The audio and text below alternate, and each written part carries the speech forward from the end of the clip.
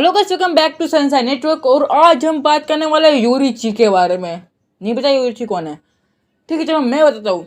योरीची है demon slayer नाम के एक एनिमे का कैरेक्टर। तो मतलब एनिमे के कैरेक्टर मतलब एनिमे में सिर्फ उनका एक क्लोजर दिखाया गया।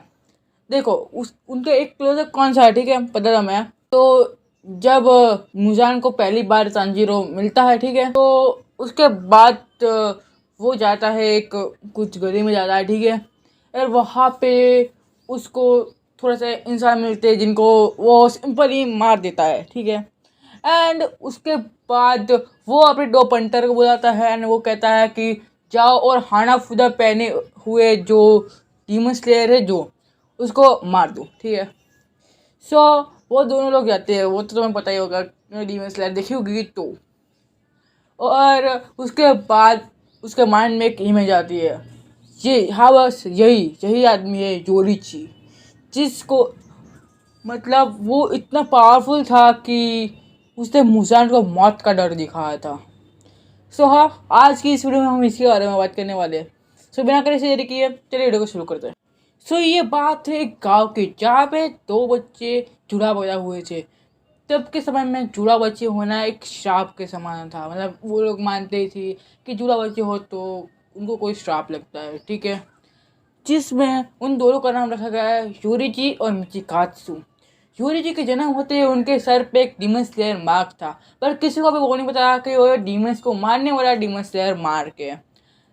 एंड उसी कारण उसके पिताजी ने उसको मारने का फैसला किया, ठीक है। पर सबने उसको रोका क्योंकि कुत्ते बच्चे को मारे तो गलत ही बात है, ठीक है। चलो वो सबको साइड में रखते हैं, ठीक है। जन्म के 6 साल तक उनके घर वालों को यही लगा कि योरीची गूंगे बहरे हैं, क्योंकि उन्होंने कभी कुछ कहा ही नहीं। और क्योंकि वो बहुत कम बोलते हैं। और जिस डीमन स्लेयर मार्क की जो मैं बात कर रहा था, उसी के कारण उसके पिता ने ये निर्णय लिया कि योरीची को मंदिर का पुजारी और मिचिकात्सु को तलवारबाज बनाया जाएगा। एक दिन मिचिकात्सु अपनी तलवारबाज की ट्रेनिंग ले रहा होता है एंड फिर योरीची उनको देख के मुस्कुराता है। और योरीची, देखिए जैसा मैं कहूँ कि योरीची को मंदिर का पुजारी बनाने का निश्चय किया, ठीक है। तो योरीची जो है वो दिन भर घर पे ही पड़े रहते थे, क्योंकि उनको बाहर जाने दिया ही जाता था। एंड जो मिचिकात्सु है वो ऐशो आराम की ज़िंदगी जीते हैं। सो एक दिन उनके छुप के वो मिचिकात्सु के पीछे आए, ठीक है। और मिचिकात्सु को देख के वो मुस्कुराए। एंड मिचिकात्सु ने उनको देख के कहा कि तुम यहाँ क्या कर रहे हो।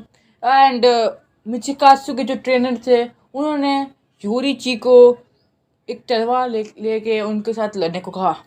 योरीची ने पलक झपकते ही उसको ज़मीन पे गिरा दिया। उसको एक के बाद एक 4 स्ट्राइक में उसको ज़मीन में गिरा दिया। बट मतलब सोचने की बात यह है कि योरीची जो है उन्होंने कभी भी तलवारबाज की ट्रेनिंग ली ही नहीं थी, तो वो इतना अच्छा कैसे कर सकते हैं? मतलब जो मांगा बताया मैं वही बोल रहा हूँ, बट उन्होंने सीरियसली कभी भी तलवारबाज की ट्रेनिंग ली ही नहीं। तो अभी उन्होंने एक तलवारबाज के मास्टर को मतलब ट्रेनर को हरा दिया, जिसने काफ़ी साल तक मैच की थी। सो इसी वजह से लोग योरीची को ईश्वर के स्वरूप जैसा ही मानते थे। और फिर योरीची ने अपने भाई से कहा कि वो दुनिया के सबसे सेकंड में सबसे पावरफुल तलवारबाज बनेंगे। एंड क्योंकि वो अपने भाई को सबसे माहिर तलवारबाज बनाना चाहता है दुनिया के, ठीक है। और योरीची को एक डर बहुत पहले से लगा रहता था कि उनके पिता अगर योरीची की काबिलियत देख के मिचिकात्सु को पुजारी और योरीची को तलवारबाज बना देंगे तो मिचिकात्सु को काफ़ी ज़्यादा बुरा लगेगा। एंड वही होता है। और मिचिकात्सु को वो पुजारी बनाने का निश्चय करते हैं। एंड जब उनकी माता मर जाती है तब वो चले जाते हैं। देखो योरीची के भाई ने उनको एक फ्लूट दे रखी थी, क्योंकि योरीची के भाई को उनको ऐसे में देख के बहुत बुरा लगता था। योरीची तो कुछ बोलते ही नहीं थे पहले। एंड उनके भाई को ये पता था। एंड उनके भाई को बहुत बुरा लगता था कि वो पूरे दिन घर पे अकेले पड़े रहते थे।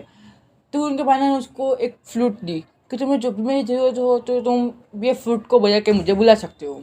और फिर उनके माँ के मरने के बाद योरिची अपने घर को छोड़ के चले जाते हैं। एंड जाते वक्त वो अपनी फ्लूट भी ले जाते हैं और उनके बड़े भाई को कहते हैं कि ये फ्लूट जब तक मेरे पास रहेगी आप मेरे साथ हो, मुझे ऐसा लगेगा। एंड उसके जाने के बाद मिचिकात्सु को योरिची की एक डायरी मिलती है। उसमें लिखा होता है कि उनकी माँ का बायां भाग वो पूरी तरीके से कमज़ोर हो रहा था, इसलिए योरिची अपने माँ की बाई तरफ ही रहते थे एंड उनको सहारा रहते थे, क्योंकि उनकी माँ का बाएं तरफ जो कि है वो बहुत कमज़ोर होता जा रहा था।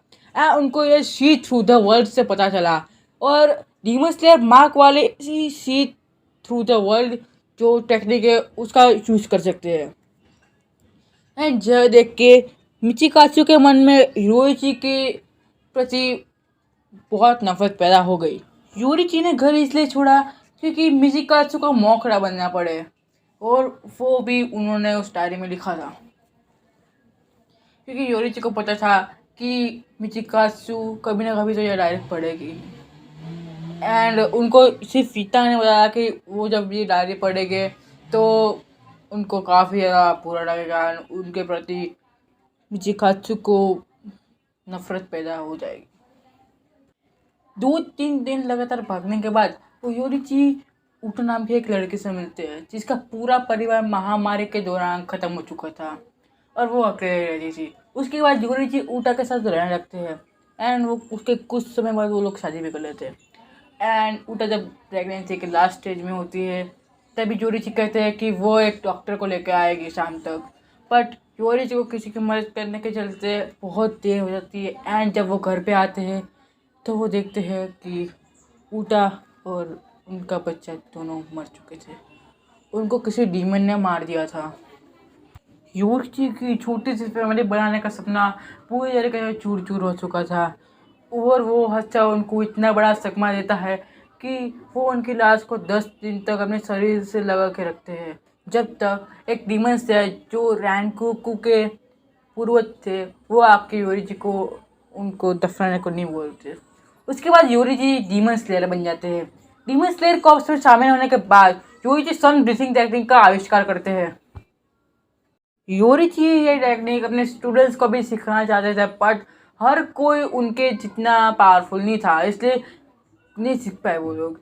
बट वो उनके स्टूडेंट को कहते हैं कि तुम अपने एडवांटेजेस एंड डिसएडवांटेजेस पे फोकस करो, एंड यही से सारे ब्रीथिंग टेक्निक्स बनती है। थंडर, वाटर, विंड, फायर और जितने भी टेक्निक है ब्रीथिंग की वो यही से बनती है। उसके बाद मिचिकात्सु भी अपने दोस्तों का बदला लेने के लिए जिनको डीमन से मार दिया था उसके लिए वो एक डीमन स्लेयर बन जाते हैं। एंड योरिची से ट्रेनिंग लेने के बाद वो अपना खुद का एक टेक्निक में आते हैं जिसका नाम होता है मून ब्रीथिंग टेक्निक, एंड वो टेक्निक भी काफ़ी ज़्यादा पावरफुल होता है। उसके बाद मिचिकात्सु का भी एक डीमन स्लेयर मार्क आ जाता है योरिची की तरह, एंड ये मार्क धीरे धीरे सारा डीमन स्लेयर में फैलता जाता है।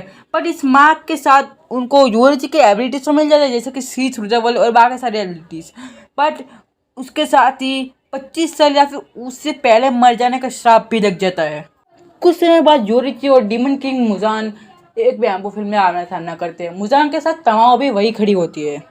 मुजान योरिची को कहकर बोलता है कि मेरे को ब्रीथिंग टेक्निक्स में कोई इंटरेस्ट नहीं है, बट वो इस बात से अनजान था कि उसके सामने उसका क्रिएटर खड़ा है। मुजान को देख के योरिची को समझ आ गया कि उनका जन्म डीमन और मुजान को मारने के लिए ही हुआ है। मुजान के पहले हमला करते ही योरिची को पता चला कि उनका सिंगल स्क्रैच भी मारने के लिए काफ़ी है। ट्रांसपीरेंट वर्ल्ड की मदद से योरिची ने ये पता लगाया कि मुजान के पास 7 दिल और 5 दिमाग है। फिर योरिची सन ब्रीथिंग के टोटल 13 फॉर्म्स से परफॉर्म करके मुजान के 2 हिस्से कर देते हैं और उसके हाथ भी काट देते हैं। अपने बचे हुए हिस्सों से मुजान अपने सर को अपनी जगह पे रखने की कोशिश करता है और उसको ये भी पता नहीं चला था कि उसकी बॉडी रीजनरेट क्यों नहीं कर रही। उसके बाद योरिची मुजान से पूछते कि लाइफ की क्या वैल्यू होती है, जिसके जवाब में मुजान चुप रहा। उसके बाद योरिची तमाओ को नोटिस करते हैं क्योंकि तमाओ मुजान को बचाने की कोशिश भी नहीं कर रही थी या फिर योरिची को मारने की कोशिश भी नहीं कर रही थी।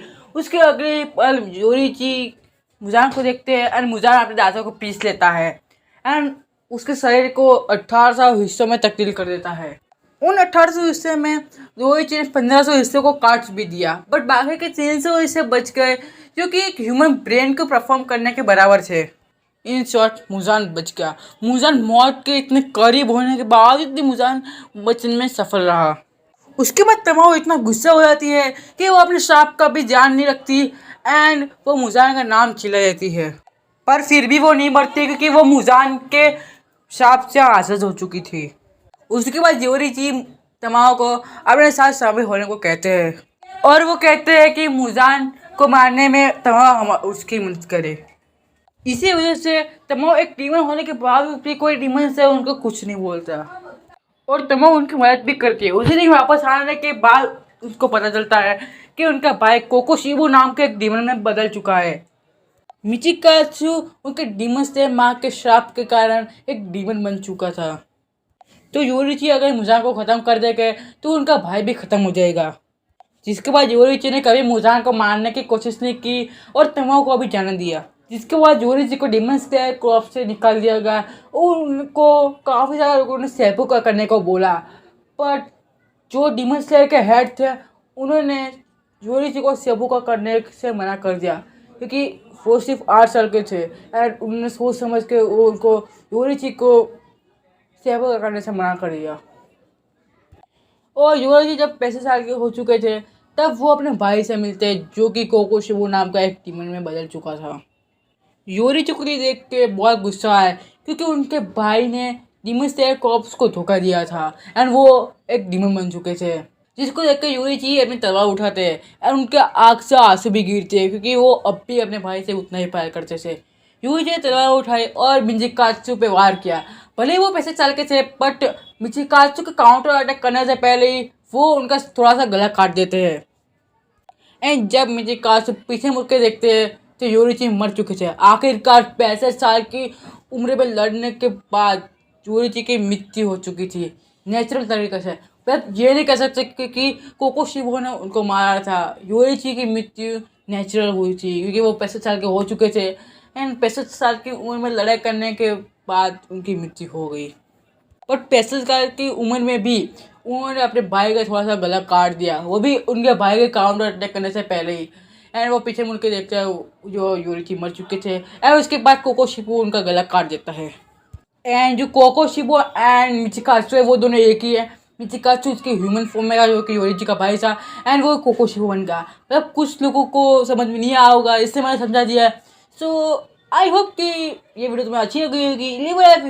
एंजॉय दिस वीडियो एंड योरीची के बारे में मेरे पास बहुत ज़्यादा फैक्ट अभी भी पड़े हैं जिसको हम आने वाले वीडियोस में डिस्कस करेंगे। जैसा कि तांजीरो के फादर को सन ब्लेजिंग टेक्निक कैसे सिखाई जिसको वो लोग हिंदू कामी काकरे बोलते हैं पर असल में वो सन ब्लेजिंग टेक्निक ही है। ऐसे ही काफ़ी ज़्यादा फैक्ट है योरीची के लिए मेरे पास, सो जिनको हम आने वाले वीडियोस में डिस्कस करेंगे। एंड इस वीडियो पे अगर अच्छा रिस्पॉन्स नहीं आया तो अगले डीमन स्लेयर की वीडियो नहीं आएगी। सो आई होप तुम्हें ये वीडियो अच्छी लगी होगी। Leave a like if you enjoy this video and thanks it for today's video. Wait for the next one. Till then peace out, good bye.